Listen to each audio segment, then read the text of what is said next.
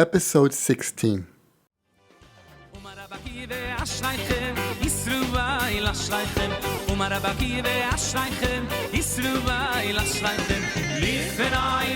Shalom, this is Rabbi Eliyahu Mitroff with this week's Talmud podcast. This week we'll be covering Daf Lamed Dawed Amud Aleph in Bab Metzia. It says like this: Am Rav Chia bar Abba, Am Rav Yochanan, Lo shilem mamash, Ela sha'ama hareini mishalem, afa pi shelo shilem mamash.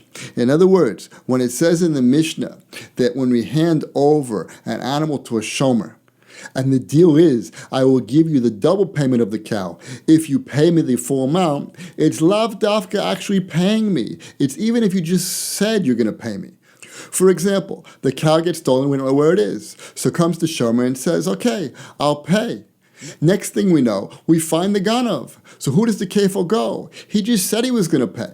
So according to Rav Yochanan, as long as he said he was going to pay, that's enough to assume that the Baal, the original owner, is willing to give him the kefil. The Gemara continues and has a difficulty. He says, wait a second.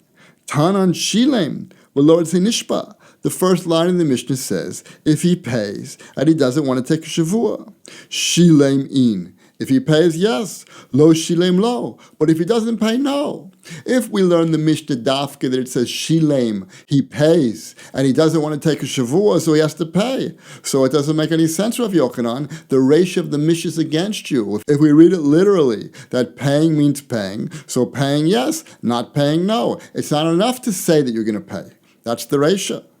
Continues the Gemara and says, yeah, but look at the Seif of the Mishnah. Ema Seifa. Nishba v'lo ritzei l'shilem. In the Seif of the Mishnah, it says, if the shomer shows up and says, I'm going to take a shavua and I don't want to pay, so then he doesn't get the kefil. So it's mashma. Nishba, if he takes a shavua, v'lo ritzei l'shalem. But what happens if he does want to pay? In such a case, he will get the kefil.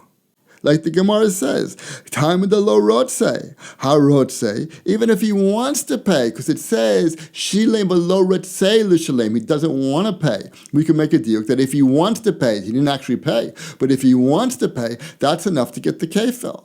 So we have our classic hagufa kasha. From the ratio, we can infer that since it says if he pays and he doesn't want to take a shavua, mashma, it's not enough to say that he wants to pay. And from the seifa, since it says nishba v'lo ritzei l'shalem, mashma, if he wants to pay, it's enough. So which one is it? So the Gemara continues and says, Elu maha leike l'mashma mine. From our Mishnah, we can't learn anything about the din of what happens when he says he wants to pay, because there's a gufa kasha. There's a contradiction between the inference from the Reisha to the inference from the Seifa. Now the Gemara brings a bryce, and the bryce says, Tanya kavais de Rav Yochanan. We have a bryce that says like Rav Yochanan. Hashsocher para mechaver v'nignava. If a guy rented a cow from his friend and it got stolen, V'amar hale hareini mishalim, and he says, I want to pay. V'eno nishba, and I don't want to take a shavua. V'achak nimsa ganav, and then we found the ganav. Mishalem tishlumi kefil the shomer. The shomer will get it just by saying hareini mishalim. So the bryce aligns up with Rav Yochanan. Comes along the Tosafoes, and he has a difficulty. The Tosafoes says, Eile mahal lechel namash memine. Rather, from here, we cannot infer anything. Tosafoes says, Tema, Kavan the Kushia lay Reisha l'Seifa, since we have a contradiction between the Reisha and the Seifa, Nema Nase. We know what we do in such a situation like that. We say Nase, like it says in the first parak of Kedushin on Daf Hey Amud Beis. V'tikshel Rav Yochanan, and then it's going to come out to be a contradiction to Rav Yochanan. What does Naseh means? It means that when we have a gufa kasha, we say that the Reisha wins. The diuk from the first part of the Mishnah will win, which means that since it says in the Reisha, Shilem lo ritzei nishpa, mashma shilem mamish, v'al hareini mishalem. No, and it will be against Rav Yochanan. Where do we see that? In Kedushin. I'm going to bring you now the Gemara in Kedushin. The Gemara says, Tanaraban and Kate said Bekesef. How does a man get married with money? Nitein la. He gives to her kesef or shabe kesef or something that's worth kesef. Va'amar la. And he says to her. So you see he does both. He gives to her and he says to her.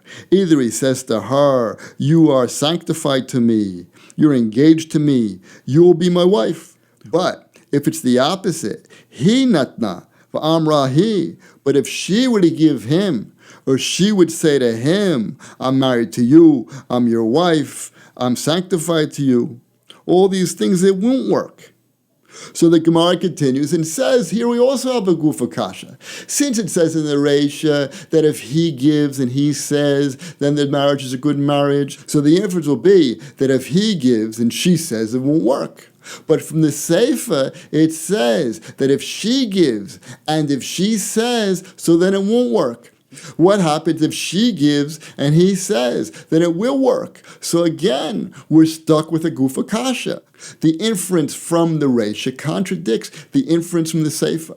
How does the Gemara solve this problem? So one of the ways is to say nase. What does it say? Va'amrahi nase kami shenasan hi va'amrahi v'lo havi kedushin. We will say that the inference from the Reisha is true and the inference from the Sefer is not true. Like we said, if he gives and he says yes, but if he gives and she says no, what will it be like? That will be like the din in the Sefer, which is she is not married. So the rule of nase means we read the Reisha dafka, and the inference from the Reisha stands, which means she's not married, and it will have a din like the Sefer because she's not married. So Tosafoes' question is, why don't we do the same thing here in Baba Metzia? Why does the Gemara say that we cannot infer anything from this Mishnah? Let's say nase. Let's make that the diuk from the Reisha is strong and the diuk from the Sefer we ignore. What will happen if that happens? It will be against Rav Yochanan, because our Mishnah says, shilem if he pays, but Lord says lasot shavua, and he doesn't want to make a shavua. In that case, we say that the shomer acquires the kefel. We can make the diuk that if he says hareini mishalem, I want to pay, that's not enough. And the Mishnah will stand against Rav Yochanan if we say nase. And we will ignore the diuk from the Sefer that helps Rav Yochanan. So why don't we do that here, just like we did in Kedushin? So Tosafoes answers, it's because the Gemara in Baba Kama on Daf Kuf Chet, where there's a Maklokas, Abaya, and Rava on our Mishnah as to whether we can learn the din of what happens when a guy does both. He also pays and he also takes Shavua. There's the Maklokas. Tosafoes says, V'yesh Lomer, the Shilem Nakat LaAbaya, the Perika goes to Kama on Daf Kuf Chet in Baba Kama. According to Abaya, he says that if he does both, he cannot learn. Where does he learn that from? He learns that from the Reisha. What does the Reisha say? Shilem v'rotzei nishpa. That means he only does one. But if he does both, he won't get. And according to Rava, what does Rava say over there? It comes out that the Reisha is a contradiction to him, because he holds that if you say both, you will get the kefel. So how does he read the Reisha that it says shilem? He reads it like this. Ula Rava le'urei shilem afa pishanishma techila she'akefel shalo. He reads that our Mishnah is talking about a case where there's a shavua. There already was a shavua. So where is shilem v'lo etzei nishpa? That's already talking about after the shavua. So in such a case where he took a shavua and then he paid and then he doesn't want to stand on a shavua, so in such a case he will get the kefil. Aval im ha'amar hareini mishalem im nishpa techila ain't a kefil shelo. But Hareini Mishalem will not work. Even though I went over this Gemara before in the other class, I want to read over it again so we have a better idea of what we're talking about. The Gemara asks, Nishpa v'Shalem. What if you did both?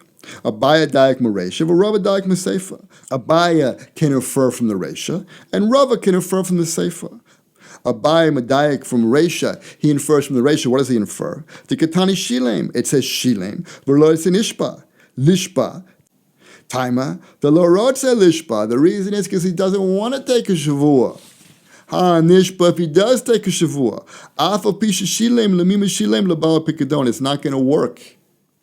Rava Daik Sefer, he learns from the Sefer, he infers from the Sefer. Nishpa, Velorotze Lishilem, it says in the Sefer that if he takes a Shavua and he doesn't want to pay, the reason he doesn't want to pay, Hashilem, but if he actually pays, Afal Pishanishba, even though he already took a Shavua, who do you pay? You pay the Shomer. So the Gemara continues and says, Labaya kushila Sefer. Wait a second, the Sefer, which is a proof for Rava, is coming out to be a difficult to Abaya. No, Abaya will answer. Abaya. He'll say, Hey Kitani Nishpa v'loretze l'shalem. When it said in the Sefer Nishpa v'loretze l'shalem, that was talking about before the Shavua. Ela'acha Shavua, but after the Shavua, l'mi l'shalem l'bawa pikadon. It's still going to go to the original owner. In other words, even though it says in the Sefer Nishpa v'loretze l'shalem, all that's talking about is before. But if he was to actually do both after the Shavua, surely the original owner will still get. Ula Rava, Kashi the Reisha. And Rava, there's a difficulty from the Reisha because it says Shilem, or Lord say Nishpat, it says Shilem Mamish. How do you learn that? Amelacha Rava, Haki Kitani. Shilam Lord say Lamod b'Shavua. Nah, it says Shilem, but he doesn't want to stand on a Shavua. We're talking about a case where he already did both. He said the Shavua before, then he paid, and now he doesn't want to stand on a Shavua. That's what it means. Shilem Lord say Lamod b'Shavua.